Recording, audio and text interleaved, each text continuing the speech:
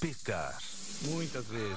Umas 50, 60 vezes. Era uma coisa que eu não podia controlar. Será que a ciência consegue diferenciar o saudável e o doentio? Semana do Pecado. Esta semana, no Discovery Science.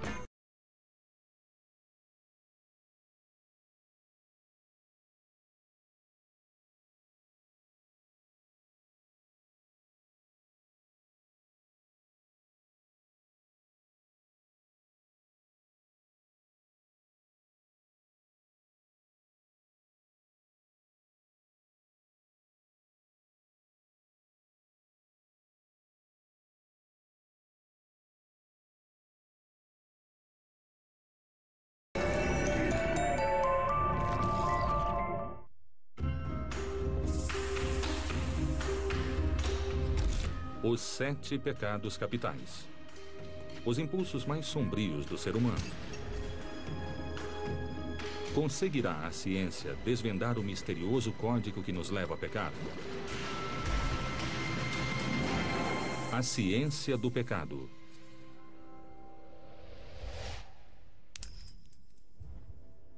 Em um mundo cada vez mais dominado pelos bens materiais, os pecados ancestrais da avareza e da inveja parecem estar crescendo mais do que nunca. A avareza diz: preciso de mais para ser uma pessoa completa. Não me sinto mal quando alguém me chama de avarenta. Pode me chamar de avarenta, egoísta, mandona. Quando penso em avareza, penso: quanto é o bastante? Quanto dinheiro é o bastante? Quantas coisas são bastante?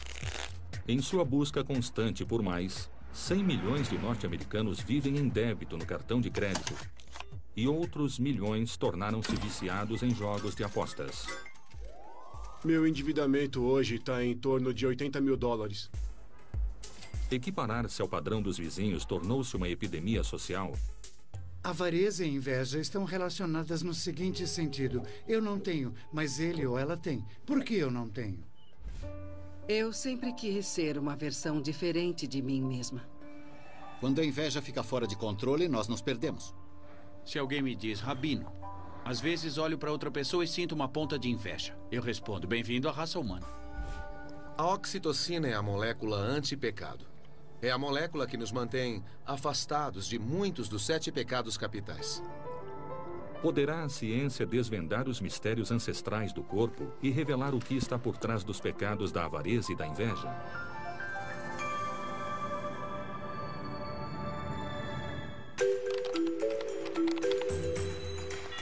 A superbanqueira Stephanie Castaner dedica todos os instantes em que está acordada a ganhar dinheiro.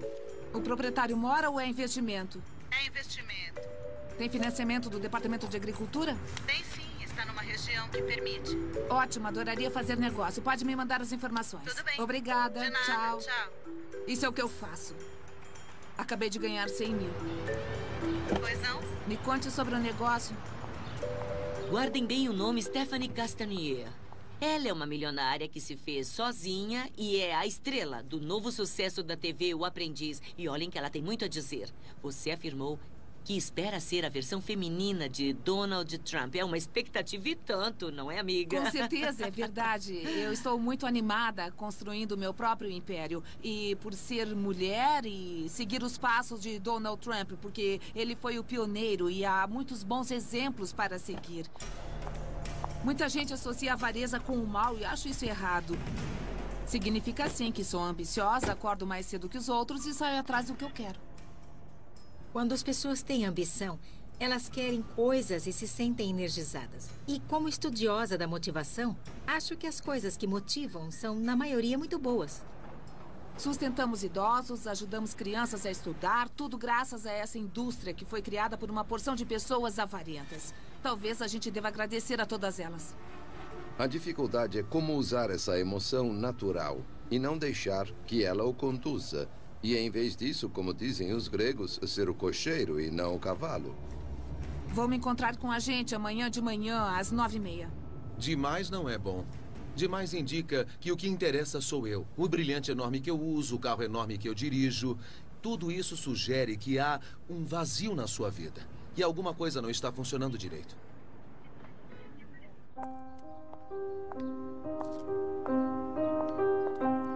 Professora da 6ª série, Rachel Atlas sempre sonhou ser rica. Meu pai tinha inveja das pessoas ricas.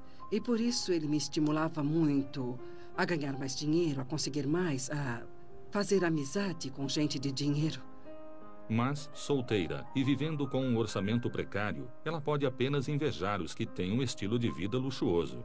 Vejo alguém assim e penso, meu Deus, essa pessoa é perfeita. Ela parece tão completa. Se não pode ser rica, Rachel, pelo menos, quer ter a aparência de que é.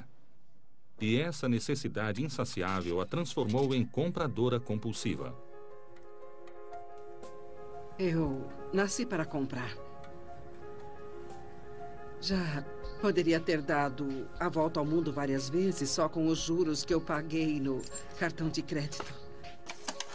Tentando controlar seus demônios, Rachel recorreu a Terence Schumann, que é advogado, terapeuta, especialista no vício de comprar, e ele próprio, um ladrão regenerado que furtava lojas. Eu vejo uma imagem como essa numa loja e eu penso, quem sabe se eu fosse assim? Sempre procurei uma imagem para copiar. E fazendo isso, me tornar outra pessoa, que seria muito mais feliz do que eu sou. Você tenta se transformar em algo que não é e começa a se desconectar de quem você é. Você perde de vista suas esperanças, sonhos e metas, não usa seus talentos. Parece que, às vezes, você se concentra tanto em encontrar a coisa certa que fica presa dentro da loja por um longo período. Eu não consigo sair. Eu tenho que ir até o fim e ver todas as blusas. Tenho que continuar. Mesmo que meus braços estejam cansados, eu chego até a sentir dor, mas eu não consigo parar. Porque a blusa certa é esta, acho que é esta. Se eu tivesse todo o dinheiro que quisesse, eu teria meu próprio avião. Teria todos os carros que eu quisesse. Eu teria tudo. Quando era criança, Jason Applebaum frequentemente fantasiava ter seu próprio cassino. Mas, em vez disso, ele cresceu e se tornou empregado de um cassino, trabalhando longas horas e sempre procurando um atalho para o sucesso. Acho que em algum ponto desisti, achando que não tinha mais que trabalhar duro e pensava que deveria ganhar tudo fácil. Solteiro aos 30 e poucos anos, seu sonho de se tornar um milionário do dia para a noite transformou-se no vício incontrolável do jogo. Meu endividamento hoje está em torno de $80 mil. Eu nunca conheci um viciado, incluindo eu mesmo, que não sentisse que está numa prisão. É uma existência muito sofrida. Mas por que o cérebro continua levando os pecadores a um comportamento tão autodestrutivo?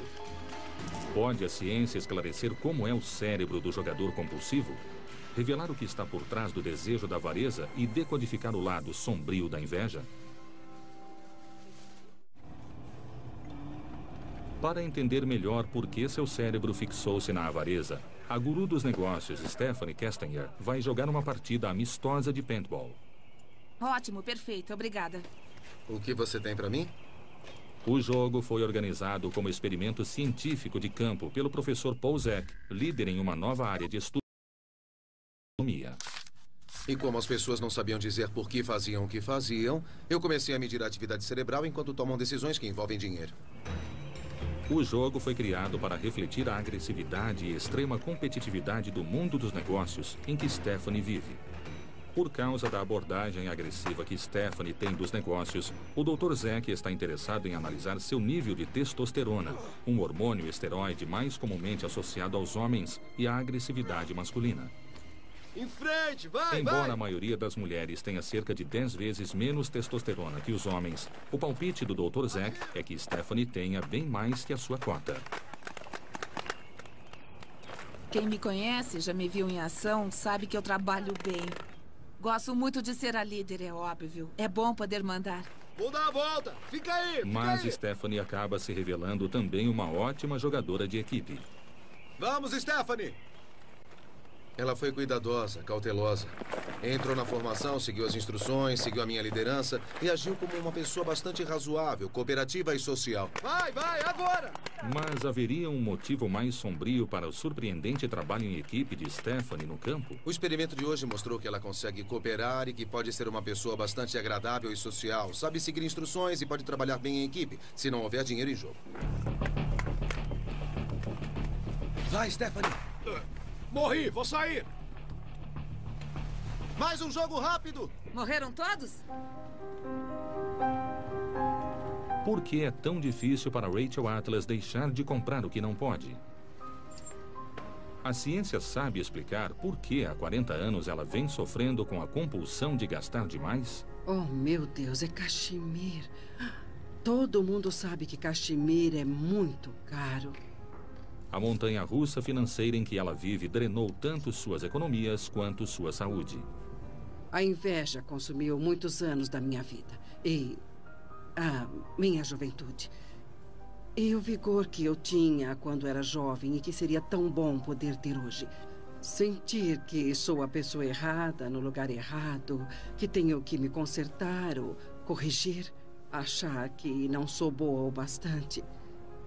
Esse tipo de pensamento cria uma química muito sombria no organismo e gera doença. Quando ficamos presos num comportamento de pecado, de vício, não vivemos nossa vida real com liberdade. Somos sequestrados, viramos prisioneiros da luxúria, da gula, da procrastinação, da inveja. Esse é o meu vício. É nisso que eu sou viciada. Encontrar a peça certa. E eu creio que a cultura conspira para deixar a todos inseguros e nos coloca nessa roda viva de ter que ter o que os vizinhos têm. E não só o que os vizinhos têm, mas o que as pessoas na televisão têm. A inveja acaba com a paz interior. Era assim que o profeta explicava: o indivíduo invejoso não consegue dormir em paz. É a natureza ou é a cultura? Como nos desenvolvemos dessa forma, particularmente no tocante aos vícios? Ótimo. Existe alguma coisa no cérebro que não desliga? Obrigada. Aproveite. Eu vou aproveitar, obrigada.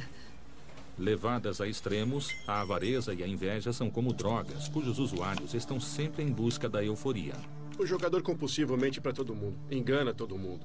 Como um viciado em crack, vai fazer de tudo para conseguir a próxima dose.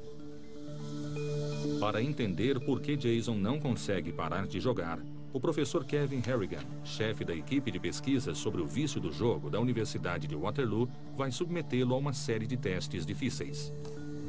Nos últimos 12 meses, com que frequência você jogou pôquer nos cassinos? 3 vezes. Jogou 21? Uma. Quina? Uma. Roleta? Talvez umas 15 vezes. Segundo o professor Harrigan, o mais viciante são as máquinas caça-níqueis. Nos últimos 12 meses, com que frequência você jogou nos caça-níqueis dos cassinos? Muitas vezes, 30, 40, 50, 60 vezes.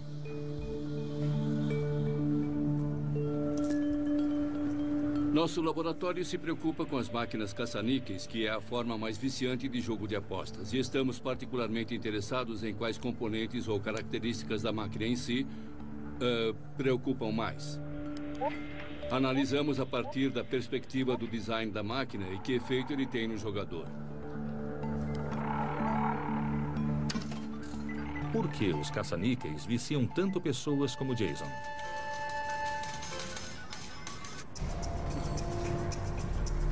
Pronto, agora eu quero que você aperte o cérebro.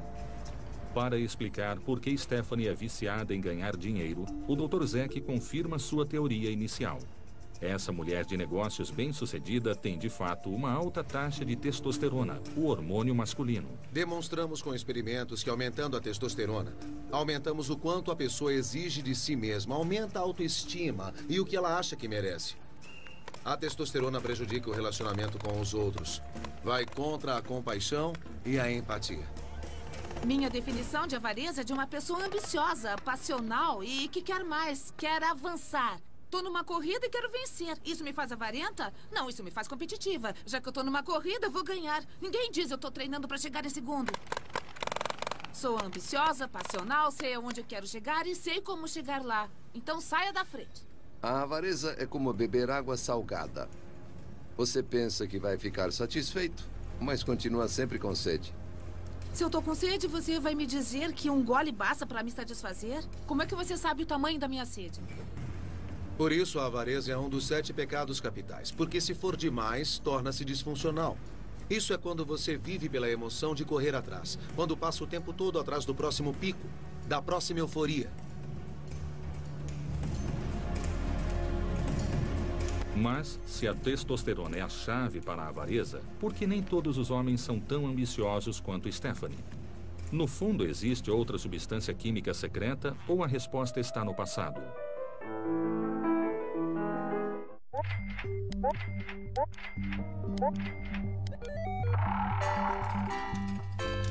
Para descobrir por que Jason Applebaum não consegue parar de jogar em caça-níqueis, ele está ligado a um computador que monitora a atividade cerebral, a transpiração e as partes da máquina que atraem seus olhos durante o jogo. Por que alguns jogadores são seduzidos com mais facilidade pelos caça-níqueis? Tem algo a ver com o seu design? Eu me interessei pela área porque sou designer de jogos de computador. Achei que talvez se possa fazer alguma coisa, talvez tornar os jogos menos viciantes ou informar as pessoas para que elas se viciem menos. A pesquisa do professor Harrigan com Jason comprova que os caça-níqueis são eficientes em enganar o cérebro humano, levando a crer que o jogador está ganhando quando está, de fato, perdendo tudo. Pode ser difícil perceber que está perdendo se a cada 3 giros você ganha alguma coisa, embora esteja perdendo dinheiro. Você aposta $3 e ganha 1, aposta $2 e ganha 50 centavos, então você está perdendo. O saldo vai diminuindo, mas a máquina comemora a cada vez com imagens e sons associados a ganhar. A ilusão de que está ganhando e não perdendo funciona como reforço positivo que mantém a pessoa jogando por mais tempo. Fui a um cassino e ganhei $600 10 minutos depois de chegar. Liguei para um amigo e contei que tinha ganho e ele disse: ótimo, agora pode ir embora. Respondi: embora? Agora eu posso jogar mais. A Torá diz que o pecado é estrutural no ser humano. Vem naturalmente. O egoísmo vem naturalmente.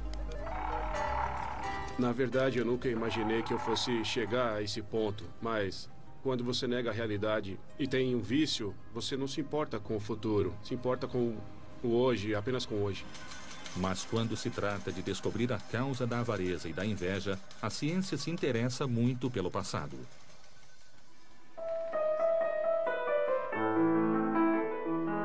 Meu pai foi o melhor homem de negócios que eu conheci. Ele era carismático. Quando ele chegava, o ambiente todo se iluminava. E todo mundo queria trabalhar com ele. Mas seu pai levava também uma vida dupla, secreta. Pouco a pouco, seu estilo de vida frenético o afundou cada vez mais no sombrio mundo das drogas e de um vício desesperador. E como todos os viciados, não parava por nada atrás da próxima dose. O que acontece é que eles começam a apelar, roubam ou pegam o que tiver em casa que tenha valor, até que um dia você acorda e todas as suas roupas sumiram. O mundo seguro de classe média alta da adolescente de Montreal estava rapidamente desmoronando. E cheguei a um ponto crítico na minha vida, em que poderia seguir os passos de autodestruição do meu pai e simplesmente desistir da vida, ou eu poderia tentar. E eu sabia que tinha de ser uma empresária, uma mulher de negócios. Eu queria atingir o sucesso material na vida. Será que a motivação de ganhar dinheiro ajuda a mascarar experiências pessoais dolorosas? Segundo a pesquisa, a resposta é sim. Pedimos que os participantes pusessem a mão em água muito quente. Isso durante um período de 30 segundos. Quando tiraram a mão da água, perguntamos: A água quente foi muito dolorosa? Quando havia uma associação com dinheiro, diziam que a água praticamente não havia causado dor. Mas quando não havia associação com dinheiro, a água era extremamente dolorosa.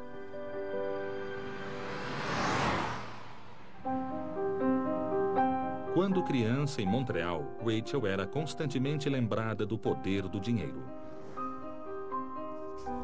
Rachel, você me disse que quando tinham 6 anos de idade, seu pai a levava de carro a um bairro de gente rica, com casas grandes e... Nós rodávamos de carro e ele dizia, oh, essa é uma casa linda. Olha só esse jardim. Ele adorava jardins ornamentais. Ele estava me treinando. Alguns diriam programando para entender o que é ser rico. E para ele, quem tinha o jardim ornamental era rico mesmo. Certo. E quando tive minha primeira casa, a primeira coisa que eu fiz foi um jardim ornamental. Vivemos numa sociedade cada vez mais impaciente. Pensamos, como posso ter status já? Nada de fazer faculdade e trabalhar muito. Mas como posso ter um pedaço do sonho agora? Você acha que as pessoas são mais felizes? Acho que levam uma vida mais fácil. Elas podem fazer mais coisas, têm mais escolhas do que eu tenho. Certo. A questão é distinguir o que é a ambição boa e o que é a ambição descontrolada. E é um problema muito sério.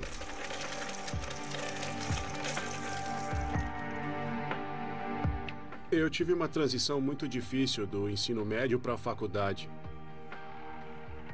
Eu me sentia infeliz na faculdade e usava o cassino como estratégia para aguentar. Em vez de lidar com os problemas que eu achava que tinha, usava os cassinos como fuga. No segundo ano, eu e um colega íamos ao cassino umas 3 vezes por semana.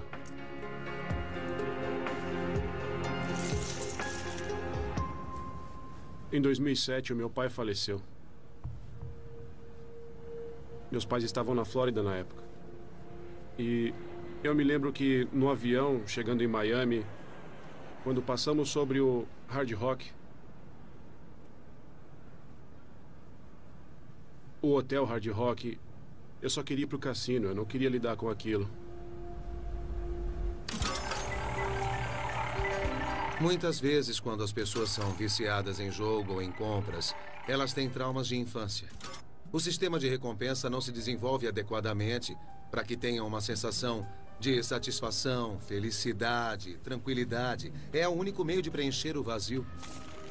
Avareza é controle. É o pensamento errôneo de que vou ser uma pessoa completa com coisas, em vez de ser completo com pessoas. Será que os pecadores ambiciosos e invejosos podem manter relacionamentos saudáveis e até ser cidadãos generosos? Depois tomarão algumas decisões pelo computador envolvendo o dinheiro. Como os relacionamentos se encaixam com os pecados capitais da avareza e da inveja? O Dr. Paul Zek está conduzindo um experimento controlado chamado O Jogo do Ultimato, para saber o quanto Stephanie Castaner será generosa ou egoísta se tiver que competir com uma sala cheia de pessoas que pensam como ela. E todos vocês aqui, inclusive a Stephanie, estão sendo pagos. Quanto é? Você sabe quanto? Das pessoas neste experimento, metade recebeu $100 e a outra metade nada. Elas foram colocadas em pares. E a pessoa com o dinheiro foi instruída a oferecer uma parte do dinheiro ao seu par que não tinha nada. E, tipicamente, as ofertas de menos de 50% são rejeitadas. E se elas são rejeitadas, as duas pessoas ficam com 0. Ao contrário do jogo de paintball, no qual não havia envolvimento de dinheiro, a recompensa monetária do jogo do Ultimato revela a verdade sobre Stephanie. Ela repetidamente mantém 60 para si, oferecendo apenas 40 para o parceiro. A Stephanie é muito motivada. Quando havia dinheiro em jogo, ela agiu como mulher de negócios. Sabe o que me motiva? O que me motiva é o seguinte. O que me motiva não é o dinheiro. O que me motiva é o sucesso. E quero sim ser um Donald Trump de saia. Quero ter meu programa de TV, adoraria ter um jato particular. É meu jeito de marcar os pontos, é o placar do jogo. No contexto social, a avareza pode afastar as outras pessoas e levar ao isolamento.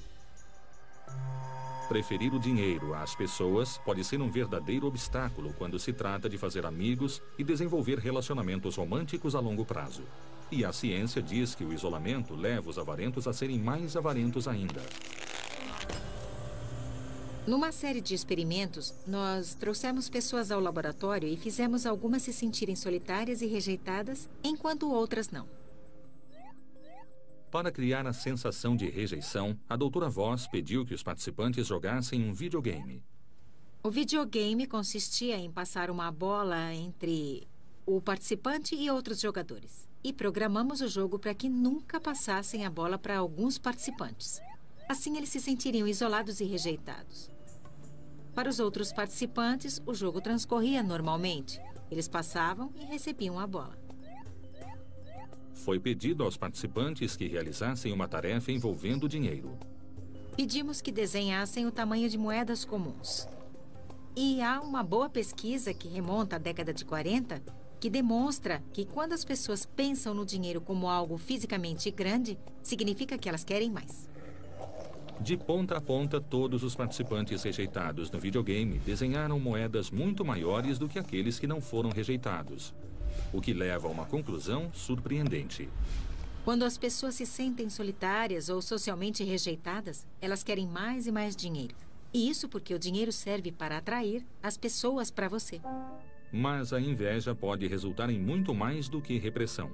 Ela pode também acessar os recessos mais sombrios da mente humana e desencadear um comportamento depravado. Schadenfreude é o sentimento de alegria pelo sofrimento ou infelicidade dos outros. Vou pedir para que você faça algumas expressões diferentes para ver se temos sinal claro, tudo bem? Aham, tudo bem. Ótimo. Na Universidade de Princeton, a doutora Mina Cikara é uma das poucas especialistas no mundo que estudam essa surpreendente ramificação da inveja. A inveja pode ser útil quando motiva a se esforçar um pouco mais e eliminar a distância entre você e a pessoa que inveja. Mas também pode ser daninha se motivá-lo a tentar derrubar essa pessoa. Para descobrir exatamente o que desencadeia a Schadenfreude, Mina Cikara mostra aos participantes várias fotos de pessoas em diferentes situações negativas.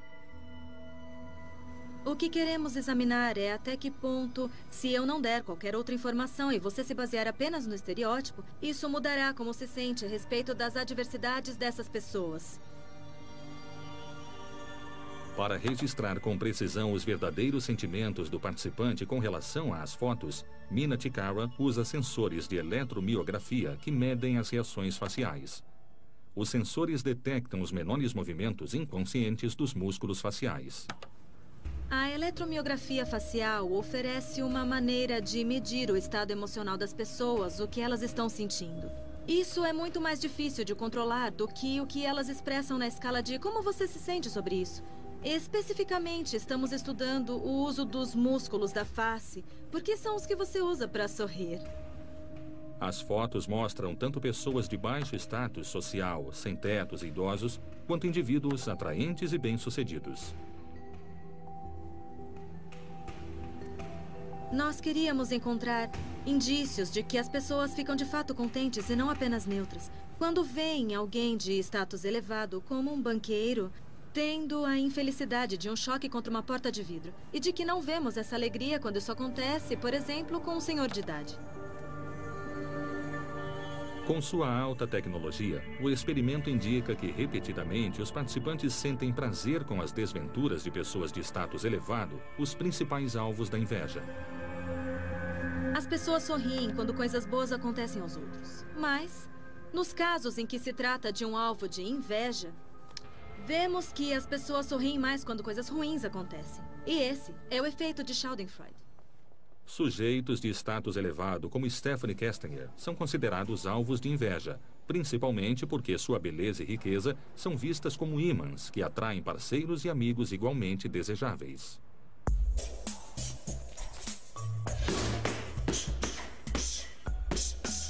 A Stephanie pode competir tanto no quesito mulher atraente, quanto no quesito de pessoa abastada. Ela tem dois aspectos a seu favor e pode atrair parceiros com bastante sucesso. Mas, apesar disso, Stephanie Castaner até hoje não conseguiu manter um relacionamento romântico duradouro. Nunca fico sozinha. Tenho muitos compromissos, jantares e amigos espalhados pelo país. Nunca me sinto sozinha.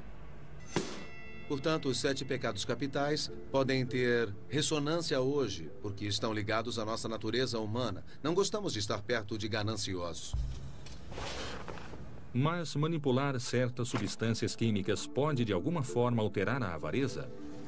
Pessoas gananciosas como Stephanie podem se transformar em seres humanos mais amorosos, generosos e compassivos? Para descobrir a resposta, ela voltou a mais uma rodada do jogo do Ultimato. Desta vez, com uma diferença. 1, 2, 3, 4, 5... Ela recebe uma dose de oxitocina, que o Dr. Zek chama de molécula moral. A oxitocina é a molécula antipecado porque descobrimos que ela motiva toda uma série de comportamentos morais.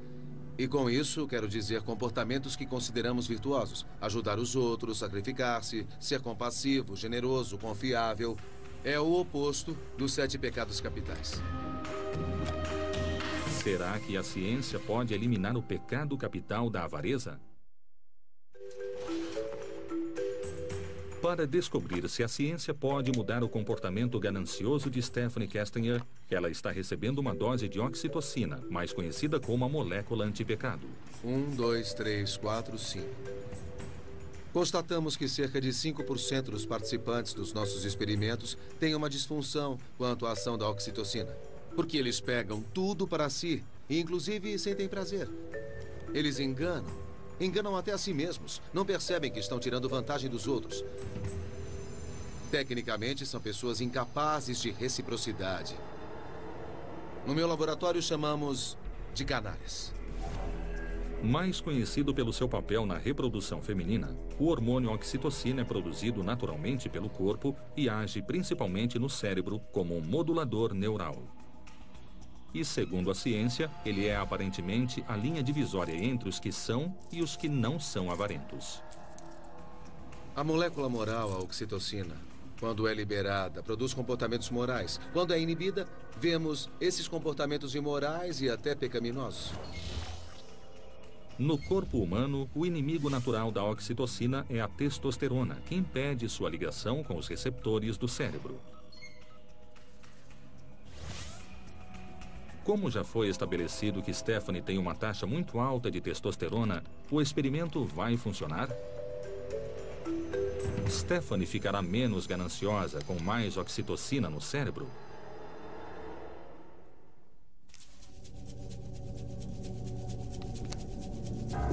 Enquanto isso, no laboratório do Dr. Harrigan, ele e sua equipe continuam monitorando atentamente as reações psicofísicas de Jason Applebaum. Por que Jason não consegue parar de jogar nos caça-níqueis? O Dr. Harrigan acredita que os caça-níqueis são feitos para enganar o cérebro humano através de um conceito malicioso chamado quase-acerto. O quase-acerto clássico é quando o símbolo que daria sorte grande fica ligeiramente acima ou abaixo da linha. Então parece que você quase ganhou, mas não ganhou nada. Tem gente que descreve isso como, droga, errei por pouco. Com relação a Jason e o quase-acerto, fizemos um teste com simuladores programados de forma que às vezes ele está numa maré de sorte e às vezes numa maré de azar. E nessa maré de azar, às vezes há quase-acertos e às vezes não há. Será que os quase-acertos enganarão o cérebro de Jason, fazendo-o pensar que está ganhando quando de fato está perdendo?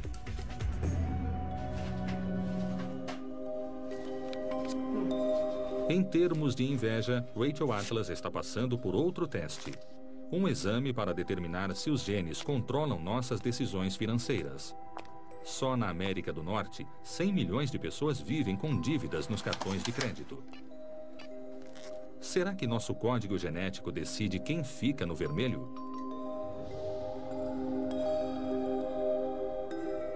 Dr. Ian Emanuel de Neve, da Faculdade de Economia de Londres, é um dos pesquisadores pioneiros no novo campo da neuroeconomia. Estudos genéticos e neurológicos já conseguiram mapear partes do genoma humano associadas a comportamentos específicos. E é aí que entra o nosso estudo, que é o primeiro a mostrar a associação com o genótipo específico, sugerindo um determinado trajeto neurológico até o comportamento de dívida no cartão de crédito. Dineve é especificamente fascinado pelo gene MAOA, que é crucial para o processo de reciclagem dos neurotransmissores.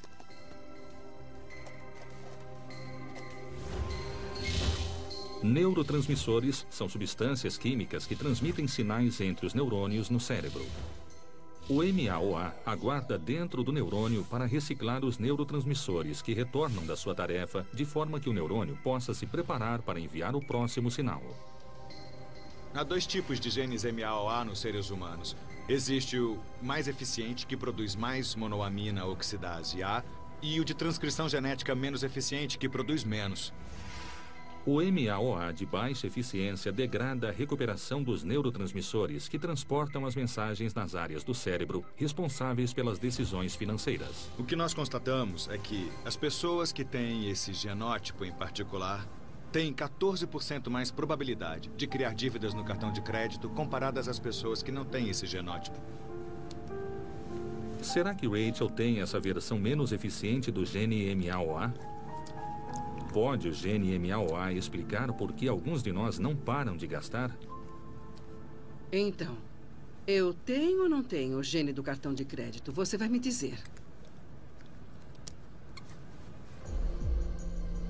No caso de Stephanie, a dosagem intranasal de oxitocina parece que funcionou. Na segunda rodada do jogo do Ultimato, ela foi mais generosa com o parceiro. Depois de tomar oxitocina, a Stephanie refez a tarefa e ofereceu a metade, $50. Mas, em comparação com outros que também receberam oxitocina, o resultado de Stephanie continua na extremidade baixa do espectro. Quando aumentamos o nível de oxitocina, a maioria das pessoas oferece $50, $60 e até $70. Mas o Dr. Zack tem um palpite de que a oferta mais generosa de Stephanie tem menos a ver com a oxitocina e mais com a adaptação ao jogo. Quando participou pela segunda vez do jogo do Ultimato, ela disse: da última vez eu não ganhei nada, fui gananciosa demais e vi que 60-40 não dá certo, que era o que ela queria da primeira vez. Então a Stephanie fez a conta. Para ganhar dinheiro nesse experimento, eu vou ter que fazer o seguinte: eu estou num grupo que compartilha. Vou fingir compartilhar também. Para ter absoluta certeza do efeito da oxitocina no comportamento de Stephanie, o Dr. Zack resolve fazer um último teste. E neste, ela não tem como fingir. Para confirmar que o hormônio oxitocina pode eliminar os pecados da avareza e da inveja, aumentando a compaixão e a generosidade, o Dr. Paul Zack vai fazer um experimento infalível. Ele verifica quanta oxitocina o organismo de Stephanie produz em condições de estresse emocional. Vemos pessoas ajudando outras no mundo todo, doando dinheiro para vítimas de catástrofes que nunca verão, oferecendo-se para ajudar pessoas que nem conhecem. Por que fazemos isso? Porque, como criaturas sociais, somos obcecados pela moralidade. Será interessante saber se a Stephanie tem esse mesmo tipo de compromisso. Será a avareza de Stephanie o resultado de sua incapacidade de produzir ou utilizar adequadamente a oxitocina? Para testar a liberação de oxitocina no organismo de Stephanie, ela assistiu a um filme sobre um pai e o seu filho. E o filho tem câncer cerebral terminal. Não há palavras para descrever a sensação de saber que o meu filho vai morrer. Em um organismo humano normal, o vídeo deve provocar uma resposta emocional forte, levando a um surto de oxitocina. Se ela liberar muita oxitocina ao assistir o filme do menino com câncer, mas tiver também uma alta taxa de testosterona, a oxitocina ficará apenas circulando pelo cérebro, mas sem agir. Externamente, Stephanie parece emocionada. Mas será apenas aparência?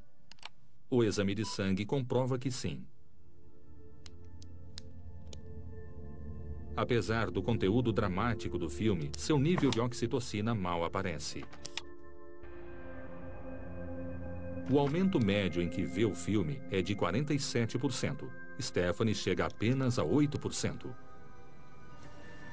Portanto, ela não sentiu a resposta solidária, embora a tenha expressado. Aparentemente, ela não tem a fisiologia da empatia, o que lhe permite ser um pouco mais agressiva sem se preocupar com o efeito nos outros.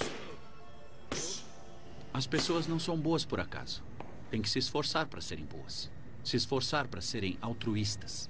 Quando criança, eu tinha o sonho de ganhar dinheiro suficiente para poder entrar em qualquer loja e comprar o que eu quisesse.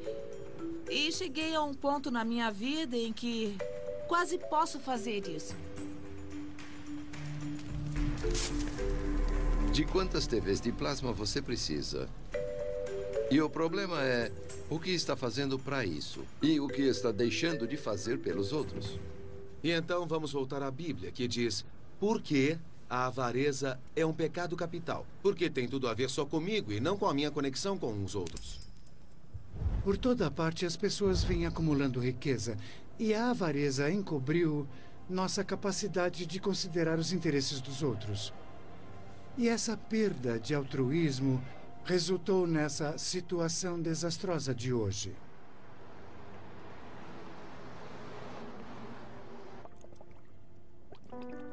No momento, a oxitocina nos ajuda a entender que o pecado pode ter origem em nossa formação molecular específica. Mas talvez um dia tratamentos com oxitocina possam, na verdade, ajudar a nos tornar seres humanos mais equilibrados. O resultado do experimento de Jason Applebaum no caça-níqueis ficou pronto. O Dr. Harrigan acredita que essas máquinas são programadas para levar jogadores como Jason a apostar até que seu dinheiro acabe. Sensores indicam que o cérebro e a transpiração de Jason atingiram picos sempre que a máquina comemorava um ganho, mesmo que esse ganho fosse mínimo em comparação com o dinheiro que ele estava perdendo no total.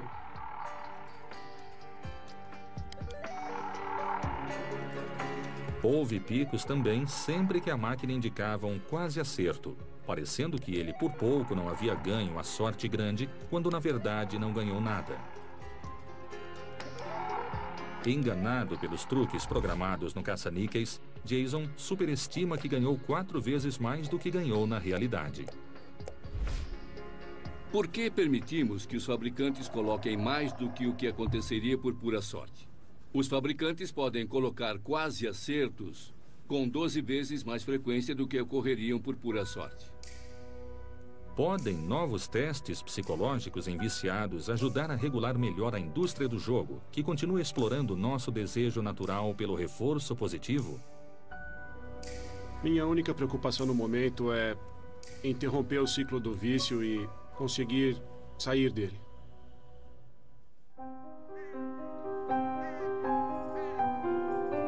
O resultado do teste de DNA de Rachel Atlas finalmente ficou pronto.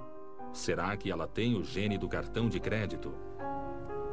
Você tem genes do cartão de crédito, entre aspas, muito fortes. Eu tenho? Eu sabia. Eu disse pra você que eu tinha.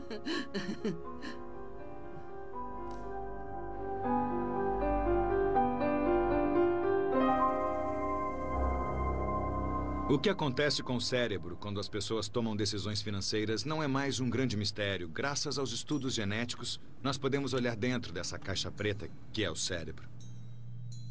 No futuro, poderão as empresas de cartão de crédito usar testes de DNA de maneira sinistra para nos discriminar?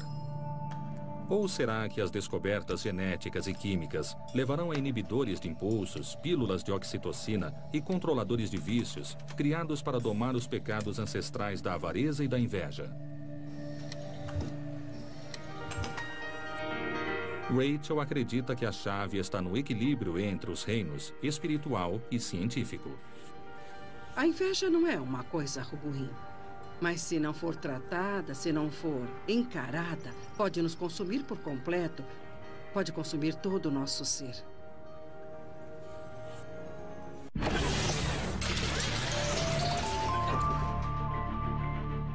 Pecar. Nunca me senti tão bem na vida.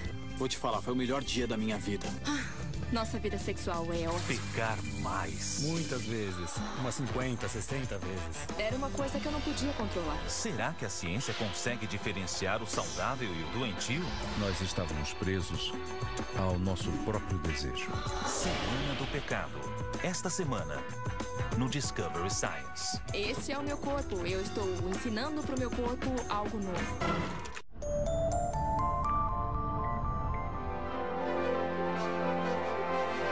Em 2009, a NASA lançou o satélite telescópio Kepler com a missão de descobrir planetas extrasolares semelhantes à Terra orbitando outras estrelas. Até agora, os astrônomos descobriram mais de 400 planetas. Alguns são enormes massas esféricas 5 vezes maiores que Júpiter, cobertos de gases em constante turbulência. Outros são mundos sólidos e rochosos, muitas vezes maiores do que o nosso planeta. Depois, há os que percorrem órbitas irregulares, se aproximando demasiadamente de uma estrela e atingindo temperaturas altíssimas. Uma coisa é clara: não há 2 planetas iguais. Mas todos esses planetas estão muito longe da Terra e são difíceis de estudar. Quase tudo que sabemos sobre os planetas vem do conhecimento que adquirimos dos 8 que orbitam o nosso Sol. Nossos planetas são divididos em 2 categorias principais: os 4 rochosos dentro de nosso sistema solar: Mercúrio, Vênus, Terra e Marte. Na parte mais extrema do sistema solar, há 4 gigantes cobertos de gases: Júpiter, Saturno, Urano e Netuno. Cada planeta é diferente e tem características muito peculiares. Sua personalidade singular se formou no início da criação do nosso sistema solar, há 4,6 bilhões de anos.